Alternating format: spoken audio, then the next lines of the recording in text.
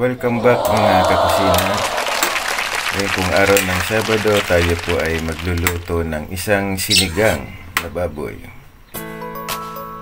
Bali, ginisa na natin ang kamatis, sibuyas at ang baboy. At matapos maluto ang baboy, lalagyan natin siya ng tubig para sa kanyang sabaw. At pagkulo ay ihalo na natin ang sangkap na okra at talong. Yan. So bali yan guys, kumukulo na. Pwede na nating ilagay ang dahon ng kangkong.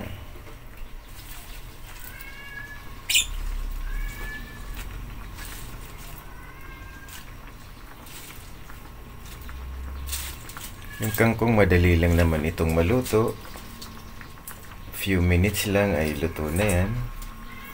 And after this, ilalagay na natin ang ating mga pampalasa tulad ng asin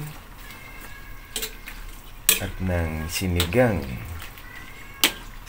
mix na ating ilalagay para sa lasang sampalok.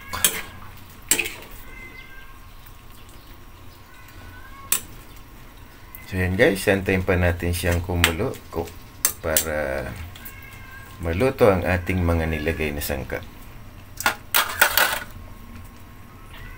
So habang pinakukulo natin guys, hingi lang ako sa inyo ng pabor to please subscribe, like, share, comments on my YouTube channel and FB page at ACT Tugade. Ang inyo pong lingkod, yung Tugade po, ang inyo pong ka-travel vlogger at ang inyong kakusina. So weekly guys ay nag-upload tayo ng mga nilutong lutong bahay o mga Pinoy recipe na talaga naman yan ay inahanda natin sa ating hapagkainan tuwing tanghali. So shout out sa mga kakusina dyan na nagluluto sa araw na to o ngayong Sabado.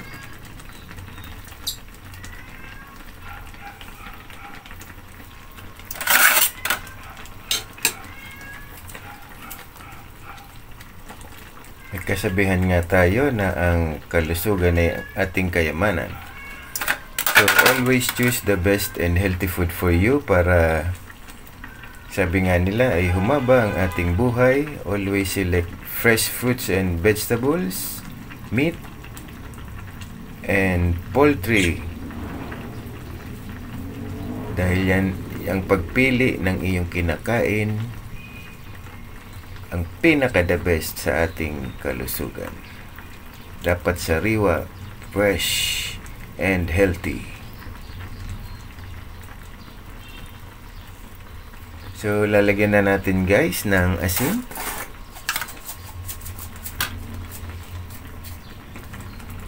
Yan.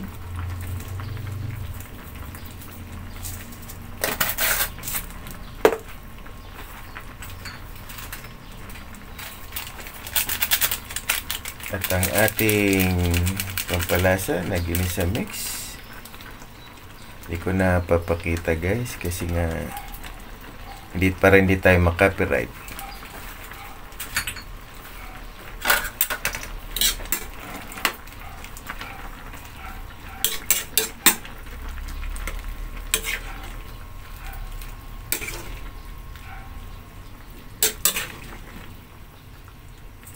So yan ang kanyang itsura after na pagkulo. Medyo parang kulang pa siya sa sabaw. So dadagdagan natin ng konting tubig.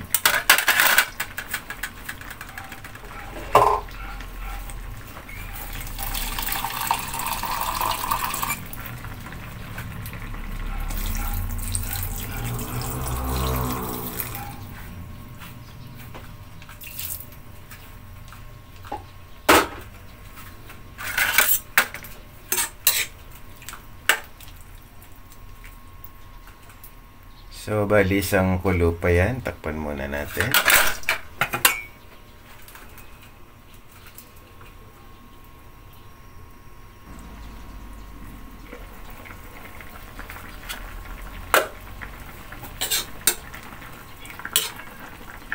Yan, kumulo na guys. Tikman muli natin kung tumpak na ang ating lasa.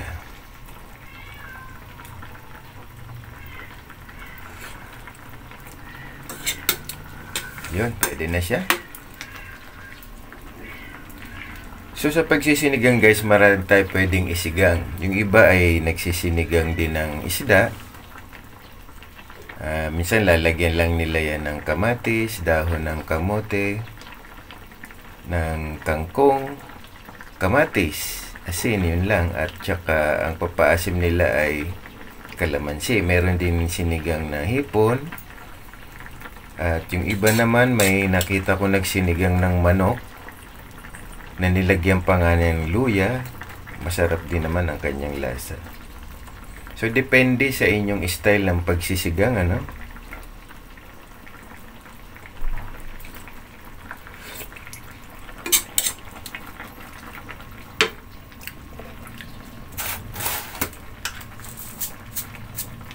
Lagyan natin ng konti pang asin.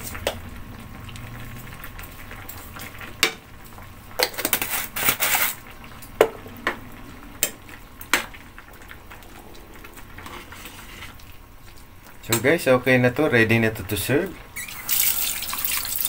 Once again, maraming salamat sa inyong patuloy na pagsubaybay sa aking FB page at YouTube channel at ACT Tugade.